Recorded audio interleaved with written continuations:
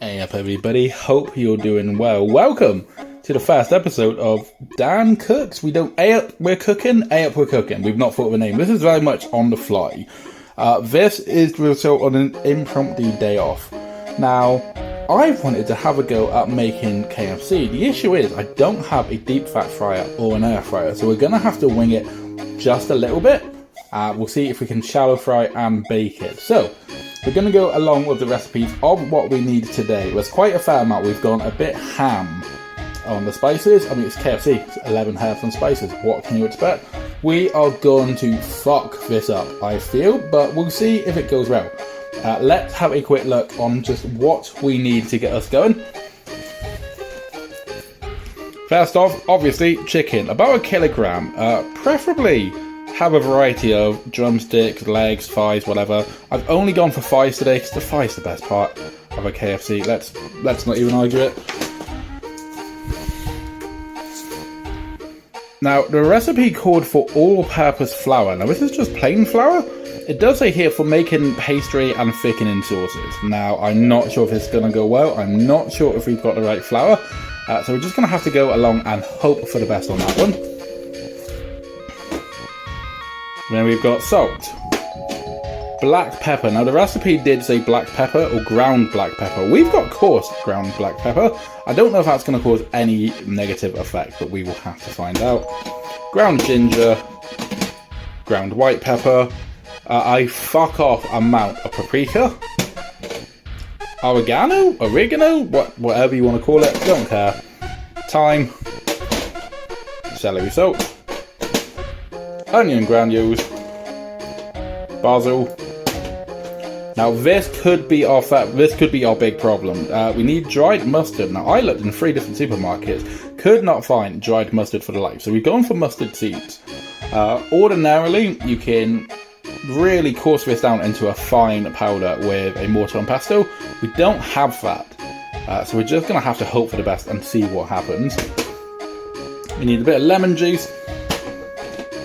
Garlic, of course, and some celery salt, along with some eggs, free range, of course, and of course we need some milk, and we need our helper, Dennis. You okay, Bean?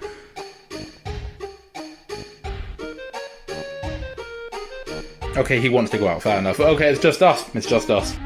Now, the first thing that we're going to do is make our buttermilk. Now, I couldn't get buttermilk for light nor day from any supermarket. Again, this is very last minute. Maybe with a bit more preparation, we'd be in a better spot for this. Nonetheless, we've got to move on. So the first thing the recipe is going to call for is a cup of buttermilk. Now, the first thing we need to do, throw this cup away. When things say it's a cup, it does not mean a mug of tea. A cup roughly translates to about 240 milliliters. Now, I've taken the inspiration here.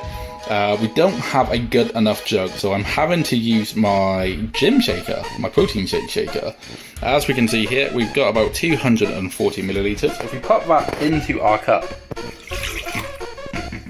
you will see that's only half full or half empty, given your preference on life. So if you see any recipe say you need a cup of this, it's a measuring cup, not a real mug. It seems obvious, but it wasn't obvious to me at the time. So that's just a little bit of information there to keep in mind. Okay, now we've got out of the way what we would not entail to be a fuck me, we're spilling this absolutely everywhere. What we need 240 milliliters of milk, followed by a tablespoon of lemon juice. Now, as you can see, this is spilling out everywhere. Maybe I should have got a camera mount before we did this. Either way, we want to put that in there. Normally the recipe at this point would say to whisk it together, but I've got a feeling that we might just be fine if we shake this. This probably will go tits up.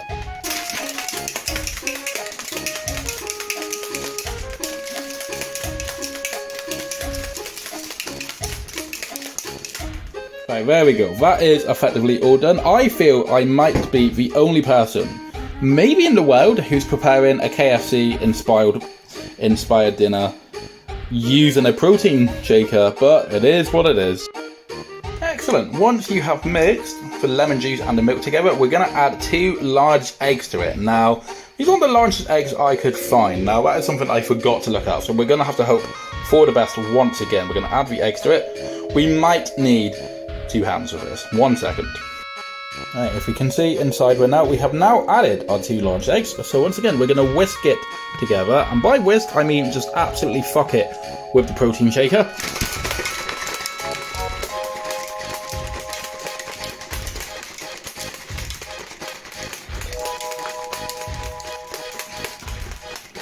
We're just going to cut at this point as I continue shaking there. Now, at this point, you want 2 measuring cups worth, or 500 grams worth of flour. We've actually got the jug out here. Now, it looks here, it does look like I've added 600 grams, but that is just residue flour sticking. If we go down just a little bit, you can see it's just about 500 there. We want to add that into our mixing bowl. Make sure it's all in there. Not all over the counter like I've just got it. It is what it is. We've just got to wing it. Now, at this point, there's conflicting information depending who you ask. Some recipes say a teaspoon, some say a tablespoon. Given the amount of flour we have, we're gonna bite the bullet. We're gonna add a tablespoon of all our ingredients now. So first, celery salt. In you go. Okay, now we've got a tablespoon of basil. In you go. Now, based on how this is smelling alone, I have a pretty bad feeling that we've added a bit too much of everything. But we've already added it. It's in there. We've just got to wing it at this point. And just keep adding all of your ingredients bit by bit, one after the other. Move them over here, I would say, once you're done with them, because I very nearly just added a secondary dose of celery salt into that recipe, which I don't think we want to do. Onion granules, you're going in with the thyme. We've been adding a tablespoon of everything with the thyme, but you want to absolutely make sure you only get half a tablespoon in there. As you can see, I've just had to fish it out from there because I read that a bit too late. Do not make the same mistake that I made. Pepper, nice to meet you. In you go. Oregano is next. Oregano. No wonder Marge Simpson didn't like it. You only need a third of a tablespoon with that one. Add that into our mixture. This is the thing I'm a bit concerned about. Now, it says 3 tablespoons of white pepper. Now, it's peppery as hell. That is getting up your nose. I'm not sure if that's going to blow up in our face, but we're going to have to wait and find out. Here's hoping. Ground ginger is next. Now, this hopefully should give us our colour, because it's looking a little bit sad for itself at the moment. Again, just a tablespoon there. Now, this is the part that is going to concern me a little bit.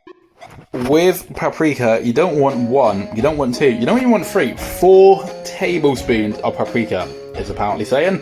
That concerns me. This entire project, I'm starting to get a few red flags from it. We're going to see if we go along. Oh, we need our mustard. Do you ever see those? It's like comments online, and it's people who are complaining about a recipe that they followed, and then they'll always admit into the comment section that they didn't follow the recipe exactly, and the mixture of the cake turned out really bad. This could be that situation. We have tried our best to ground down these mustard seeds. It's not happening. I thought, fuck it. We're going to, once again, grab the bowl by the horns. We're just throwing it in there. Throwing your mustard seeds. It could go worse. It could go better. Now, as I was trying to crush them down, I did discover that you can actually get turmeric as a substitute. So keep that in mind and don't be like me, because this could end up horrendously wrong. And then finally, as well, you just want to want a third of a tablespoon of salt. Throw it in there, and this is the part where we start mixing it up. At this point, you just want to whisk it all together. I don't actually own a whisk, so this little device will come in handy if failing that, because as you can see here, we need to hold the bowl. I probably should have set up a mount for the camera or something, but we think you get the general idea. Mixers, use a whisk, use this, use your hands, whatever. Just do whatever. Ideally at this point, you would have a secondary mixing bowl. It's not the case, so we're going to have to use a big saucepan. We're going to want to put our buttermilk in the saucepan there. Whoops-a-daisies, that wasn't meant to happen at all. All cleared up, don't worry. Now what we want to do at this point, we're going to get our chicken and dip it into the buttermilk. We probably just lost a substantial amount, so we'll just have to worry about that later on. You can probably try and avoid to get your hands chickeny like we're going to for here, just because it saves me a little bit of effort. We want to coat the chicken into the buttermilk. Just drop it in there. It's like a nice sauna for the chicken after death. Just make sure it's all nice and coated. And we want to repeat that for every bit of chicken we put in. So really soak it in there. We can probably make it a bit of an orgy. Hold on. Here comes the next bit. Room for 2 more. I mean, you know what, fuck it, we can probably get a third one in there as well. Coming in, fellas. Oh, fuck me. Right, hold on. So let's get this all coated, and we want to basically drip it out effectively. Let it soak in. Good couple minutes or so will probably do the trick.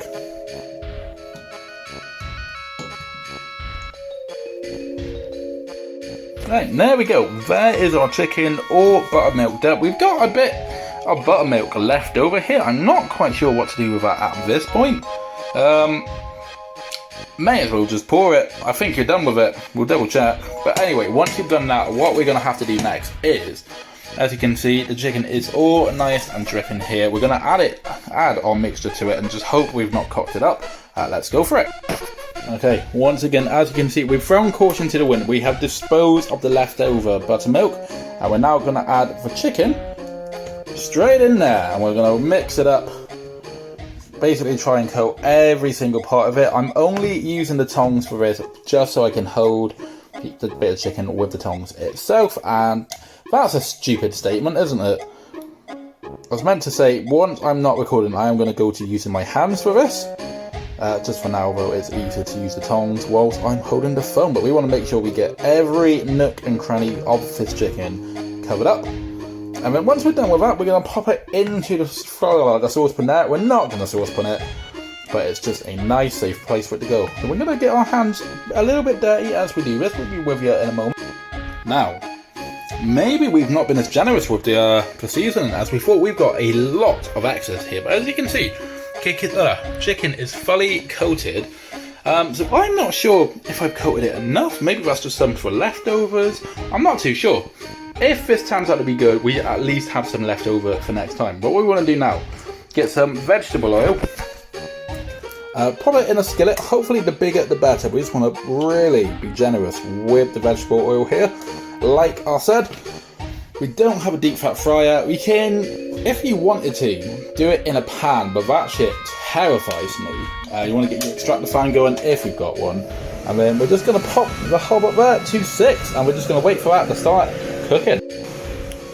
Waiting for the oil can cook can be a bit lengthy. To be fair, we just want to make sure it's getting nice and warm. You can put your hand over it just to feel it.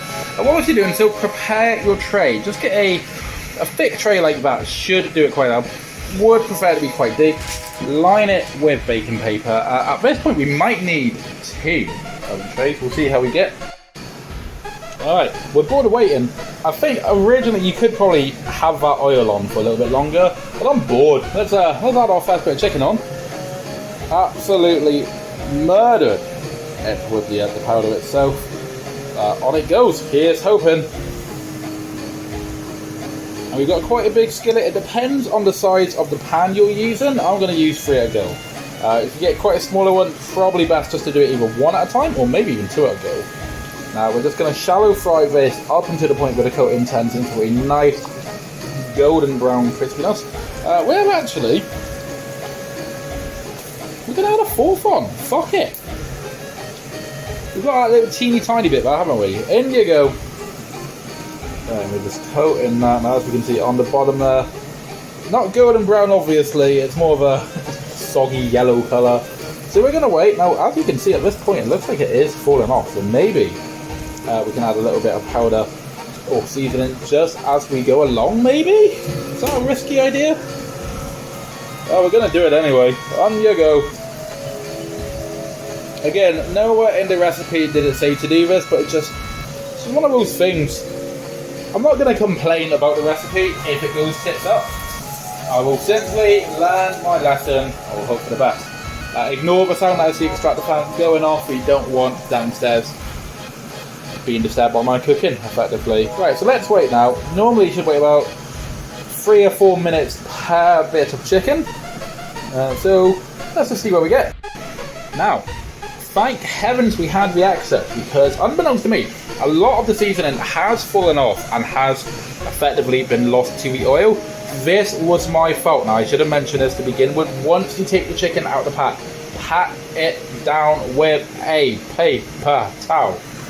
This will basically get rid of all the moistness and it will make the flavouring stick to it a lot easier. I neglected that part. We have learnt a lesson. Don't be me. And look, he comes back once he's able to smell some chicken. Hello, Dennis, you okay? Dennis? You're rude. Alright, never mind. You okay, baby? That is starting to cook quite nicely, we'd say.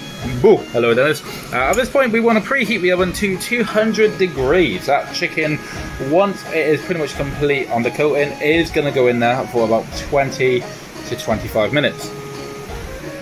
And Dennis has left again. Bean!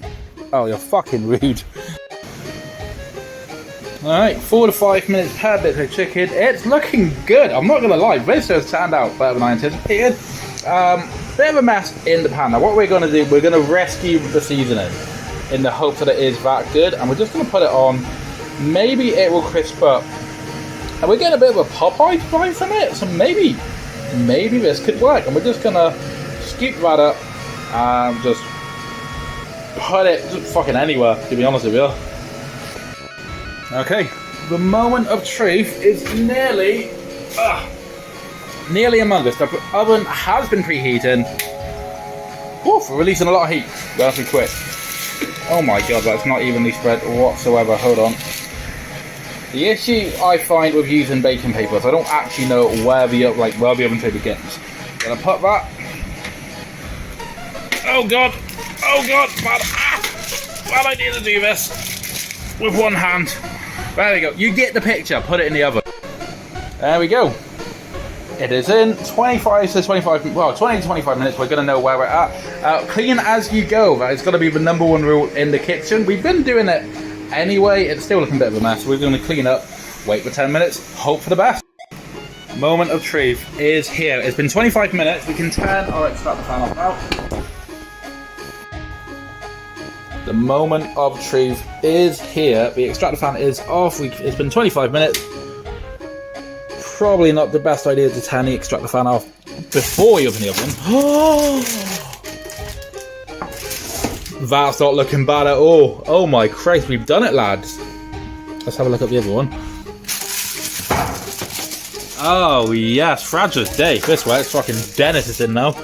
Alright, taste test is coming up. So, after a few kitchen mishaps and closely following the recipe, minus a few hiccups there and there, the £1 million question is, does it taste at least a little bit like KFC? No. Was it good though?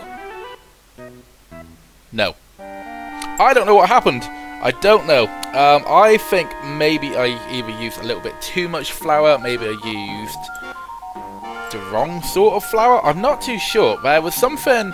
Now the issue is I had a piece of chicken now and then after, and it was okay. I was quite pleased with myself, but I had it the next day after that and I recooked it. And it smelled like a bakery. It was very floury, very almost like it was a cake smell. I don't understand. If anyone's good at cooking and you could understand what went wrong there, let me know in the comments below, because honestly I am a bit confused as to why it went tits up. But it was a step in the right direction. Maybe it was a little bit too much too soon for someone who's not very good at cooking to try and replicate the recipe of one of the most famous franchises in the culinary world. So maybe that's on me. But if you enjoyed this, do let me know. Let me know what else you'd like to see me take a crack at cooking. I'm pretty much happy to try and cook anything. We're going to try and do some baking as well. But again, thank you for watching if you did. Have a good day. Farewell.